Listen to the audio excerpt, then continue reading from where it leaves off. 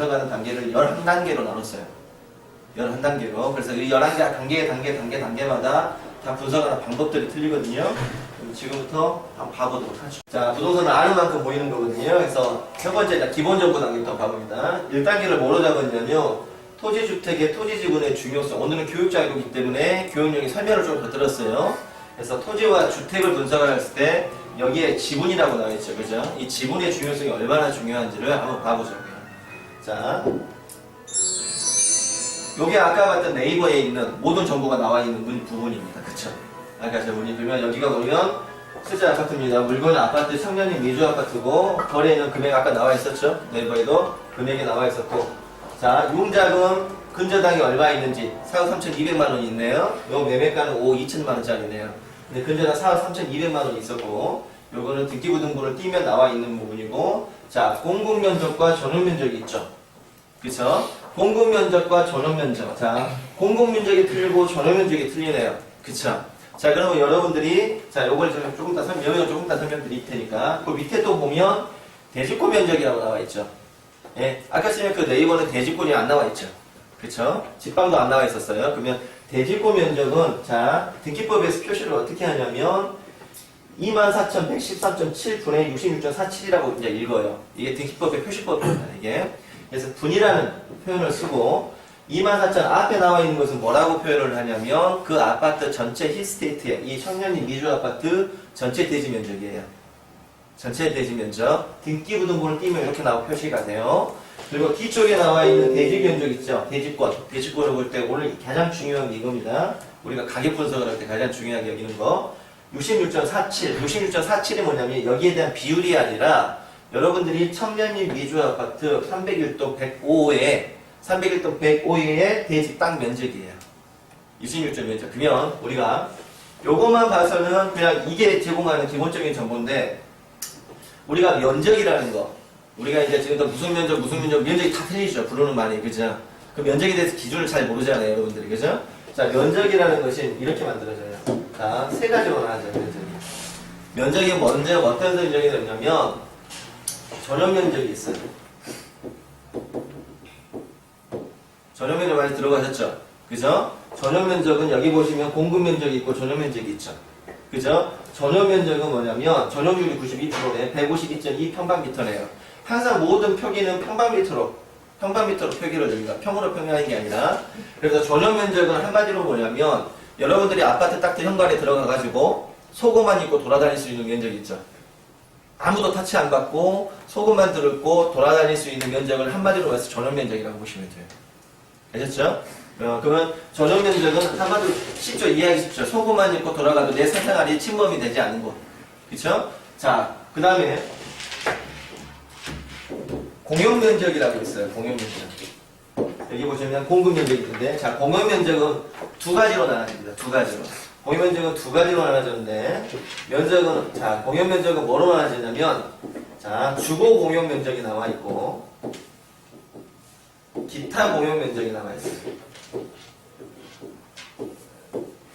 두 가지로 나눠져요. 그러면 전용면적은 소모만 입고 돌아다닐 수 있는 것.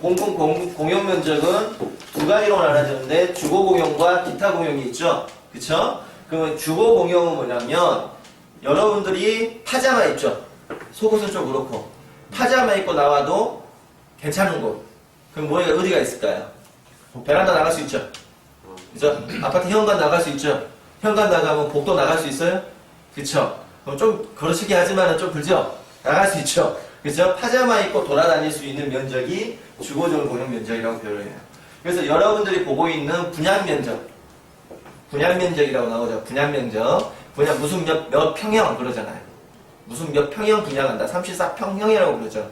그 두 가지 평형은 전용 면적과 주거 공용 면적을 두 가지 플러스한 겁니다. 이걸 뭐라 하냐면 분양면적이라고 해요. 알았죠? 분양면적. 이걸 들어 합쳐서 분양면적. 그리고 이것을 뭐라고 하냐면 플러스 같은 말로 분양면적, 계약면적. 그쵸? 계약면적. 그리고 공급면적. 이렇게 부르는 거예요. 이해하셨죠? 부르는 말은 틀리지만 다 똑같이 뭐다? 주거 전용 면적과 주거 공역을 두 가지 플러스한 게 여러분이 지금 분양받고 있는 아파트 면적이에요. 분양 무슨 면 평형 부르죠. 자, 그리고 만약에 기타 공역이 있어요. 기타 공역. 이 기타 공역은 뭐냐면 파자마나 속옷 입고 가면은 잡아가는데 어디가 있을까? 주차장, 경비실, 뭐 놀이터, 막 있죠? 그죠? 거기는 파자마 입고 하면 또 그렇죠. 그죠? 그래서 잡아가는데 그걸 기타 공역 면적이라고 그래요. 자, 그러면 요걸 다 플러스 해가지고 재건축이 들어갔을 때 제 번째는 뭐냐면 이거를 다 병행해서 뭐냐면 공급 전체를 재건축으로 했을 때 공급 면적이라고 불러요. 그래서 34평형을 분양받기 위해서 55평형으로 계산을 합니다. 나중에 재건축할 때 매우 아실 수 있겠거든. 일단 여러분들이 아파트를 분석할 때 기본적으로 전용 면적이 개념하고 소분이 구도를 할 수 있는 거, 공용 면적은 주거 공역과 기타 공역이 있다. 주거 공역은 여러분이 파자마 입고 들어갈 수 있는 이 두 개를 합쳐서 평형이라고 부르고 분양받는 면적이고 계약 면적이다 이렇게 보시면 돼요. 아셨죠? 네. 자, 여기 이제 기본적인 분석을 했을 때 요 정도만 알고 있어도 기본적인 것들은 분석을 합니다. 그 다음부터 이제 보자.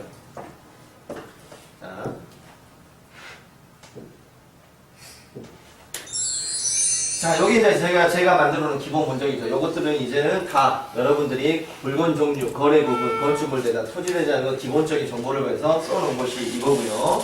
자, 나중에 여러분들이 분석 보고 쓸 때 아는 겁니다. 자, 2단계 중에 기본적으로 끝나고 나서 자, 부동산의 가치 왜 기본 정보가 중요하냐? 기본 정보로 분석하는 것들이 많아요. 실제로 객관적인 자료들을 기본 정보로 분석할 수 있는 부분들이 어떤 부분이 있냐면 부동산의 가치라는 걸 분석할 수 있어요. 부동산의 가치는 어떤 가치가 아니면 건물 가치가 아니라는 걸 내가 누누이 말씀을 드렸어요. 부동산의 가치는 우선 토지 가치에서 나오는 겁니다. 토지 가치. 그래서 부동산의 개념이 어떻게 하면 여러분들이 부동산 개론을 배우면 토지 위에 그 건축물이라고 이렇게 이런 표현을 써요. 정의를. 부동산의 정의를. 부동산의 정의라는 것은 토지 위에 그 정착물이라고 표현을 합니다. 그래서 토지와 건물의 부동산을 따로 나눠서 분석하는 것을 대한민국밖에 없다. 다른 외국에 가면은 토지와 건축을 같이 분석을 해요. 같이 같은 개념으로 가요. 근데 우리나라는 건축물 따로, 토지 따로, 토지 대장 따로, 건축물 대장 따로 나오죠. 그쵸? 다른 서울인진국에 가면 같이 나와요. 한 번에. 자, 그러면 토지 위의 건축물인데, 자, 건축물의 가장 큰 맹점이 뭐냐면 아파트가 이렇게 서 있는데, 건축물은 준공이 되면 사용 승인 인가가 입주가 시작되죠. 그죠? 그래서 준공이 나서 입주가 시작되는 그 단계부터 시작해서 건축물은 무조건 감가상각이라는 것이 이루어집니다. 감가상각이라고 들어보셨죠? 계속해서 가격이 깎이는 거, 그렇죠? 그래서 가격은 아파트 같은 경우는 나중에 가격 분석에서 3.3%씩 1년에 한 번씩 깎인다 그랬죠? 1년에 그럼 1억짜리를 사면 330만 원 1년에 날아가는 거예요. 그냥 가만히 있어도. 그러면 부동산의 가치는 토지 가치에서 나온다는 말이 무슨 말이냐면 토지는 감가상각이 될까 안 될까요?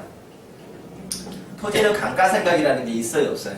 없어요. 토지는 신이 만든 물건이기 때문에 감가상각 자체가 이루어지지 않아요. 인간이 막 만든 모든 이런 빌딩이나 이런 것들은 전부 다 감가상각이 되기 때문에 감정평가를 할 때 그 비례율을 해가지고 그 비율을 정하는 건데 결국은 뭐냐면 왜 이게 중요하냐면 결국은 시간이 지나서 30년이 지나는 것은 재건축 대상이 된다고 말씀을 드렸죠. 경제적 가치가 제로가 되면서 남아있는 것은 결국 뭐냐면 이 건물 302호에 땅만 남아있는 거죠. 그 땅이 아까 봤던 무슨 면적? 무슨 것? 대지권. 그쵸? 등기부들이 몇 분의 몇 아까 나왔죠? 네. 그 뒤에 나와 있는 대지권 301호의 토지 면적. 그죠? 그게 10평이면 10평, 11평, 10평. 그 가치를 분석할 줄 알아야 돼요. 그쵸? 그래서 요게 토지 가치를 분석할 때 가장 중요한 게 대지권이란 말이에요. 아까 그 대지권이 왜 중요한지 아시겠죠? 한 평당. 자, 이게 힐스테이트를, 자, 지금 떨어졌지만 옛날 전성기 때 6억까지 갔단 말이에요. 자, 6억이다. 힐스테이트는 6억이 주라는 시가라는 거, 이거예요. 이게 매매사례라는 거예요. 호가라는 거죠. 그쵸? 자, 6억이라는 것이 힐스테이트는 6억이라는 가격이 나와 있는데, 이 가격이 앞으로 어떻게 올라갈 것인지, 앞으로 시간이 다음에 10년, 20년 단위로 어떻게 변동할 것인지는 힐스테이트의 대지권이라고 나와 있죠. 그렇죠? 그러면 6억에서 이 건축물이라는 가격이 감가상각 비율을 알기 때문에 힐스테이트가 10년이 됐다라고 표현을 한다, 5년이 됐다라고 표현이 되면 이게 계산하기 이렇게 3% 잡고 5, 30, 15%가 감가상각에서 날아간 거죠. 그죠? 그러면 건물 100%에서 15%를 빼면 나머지 잔존 가치가 75%가 남아있겠네요. 85%가. 그쵸? 85%가 이 힐스테이트의 건물 가격이에요. 그쵸? 그러면 건축비는 나와있겠죠? 건축비는 나와 있겠죠. 그럼 건축비의 잔존가치만 보면 건물 가격이 나오네요. 그쵸? 그러면 그 건물 가격에서 6억이라는 총 구라는 가격에서 건물 가격을 빼버리면, 인수분해에서 빼버리면 어떻게 됩니까? 남아있는 건 토지 가격밖에 없네요. 그 토지 가격이라는 것이 예를 들어서 건물 가격이 2억인데 토지 가격이 4억이 나왔다. 남아있는 것이. 그쵸? 4억에 나와있으면 이 4억에 곱하기 나누기 이 대지분이 15평 나왔다. 히스테이트를 보니까 느낌은 나와있죠. 그럼 15평을 나누죠. 그죠? 15평으로 나누면 이 4억을 15평 평당 가격이 나오니까 그쵸? 이 히스테이트가 깔고 있는 땅이 내 301호가 깔고 있는 것이 4억을 15평으로 나누면 한 평당 가격이 나오죠. 그 한 평당 가격이 땅 가격이란 말이에요. 그러면 시간이 지나면 건물 가격은 계속해서 감가상각되고 시간이 지날수록 토지 가격이 상승해서 그 아파트 가격이 상승하는 거거든요. 그럼 토지 가격이 얼마 정도 상승할 것을 예상할 수 있어야 된다는 거죠. 그럼 토지 가격 원가를 모르면 안 된다는 거죠. 그게 경제적 가치랍니다. 그게 대지권을 분석할 때 왜 기본 가치에서 대지권이라는 게 왜 중요한지 개념을 아시겠죠. 분석을 못 하더라고 아직까지는. 그래서 대지권이 왜 중요한지를 아셔야 되고 결국 부동산의 가치는 모든 가치는 토지 가치입니다. 그래서 건물 전시는 결국은 여러분들이 가장 중요하게 생각하는 감가상각에서 소멸된다는 거예요. 결국은. 남아있는 토지밖에 없다는 거예요. 그래서 토지 지분은 왜 중요하냐면 시간이 10년, 20년, 30년이 딱 돼서 사이클별로 아파트 사이클로 지나갔을 때 재건축의 투자성, 토지 지분이 넓은 것이, 토지 지분이 높은 것이, 그죠?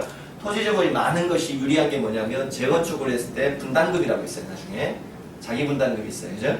분담금이 있는데 그 분담금이 줄어들어요. 그러면 2등이 재건축을 했을 때 더 분담금이 줄어드니까 어떻게 비용이 줄어들겠죠. 그럼 내가 내야 될 비용이 줄어드니까 나중에 일반 분양가가 정해졌을 때 내가 가져갈 수 있는 이득이 더 많겠죠. 그래서 아파트를 선택할 때 대지 지분이 넓은 걸 선택한 이유가 그겁니다. 그죠? 그래서 이제 신축. 왜 제가 신축이라는 것이 투자 대상이 안 된다고 말씀을 드렸냐면 신축은 분양할 때부터 이런 식으로 분석을 하면 이런 식으로 분석을 해놓으면 토지 가격이 옆에 있는 똑같은 아파트, 구축 아파트, 재고 아파트라고 제가 분석했죠? 그 재고 아파트 땅값의 거의 40에서 50%가 높습니다. 40에서 똑같은 위치에 있는데 지금 신축이라는 이유만으로도 땅값을 딱 인수해 놓으면 적게는 30%, 많게는 50% 가까이 땅값의 차이가 나요. 똑같이 2종 일반 주거지역이고 3종 일반 주거지역이다 하더라도. 그쵸? 그러면 시간이 지나서 시간이 쭉 지나가면서 땅은 건물은 감가상각이 되고 땅값이 상승하니까 30% 싸게 산 땅, 싸게 산 이 재고의 아파트 있죠. 우리가 갭 투자했던 거. 그놈이 지금의 신축 아파트 가격을 올라칩니다. 땅값 자체가. 1,000만 원 차이면 1,000만 원 나중에 시간 어느 순간이 됐든 그게 5년이 됐든 7년이 됐든 그걸 계산할 수 있어야 되고 그게 어쨌든 간에 결국 이 신축 아파트의 땅 가격이 올라치겠죠. 30% 싸게 주고 샀으니까. 그러면 아파트 가격이 뛰는 거예요, 이게. 그쵸? 이제 그런 걸 보는 거고. 그래서 신축 가격은 토지 가격이 결국은 뭐냐면 거품이 많이 대입이 돼 있다는 걸 아셔야 되고. 그래서 신축이 분양권 상태에는 굉장히 비싸다고 했죠. 제가 분양 가격 자체가 굉장히 이렇게 원가법으로 분석하면 굉장히 분석한 게 비싸다.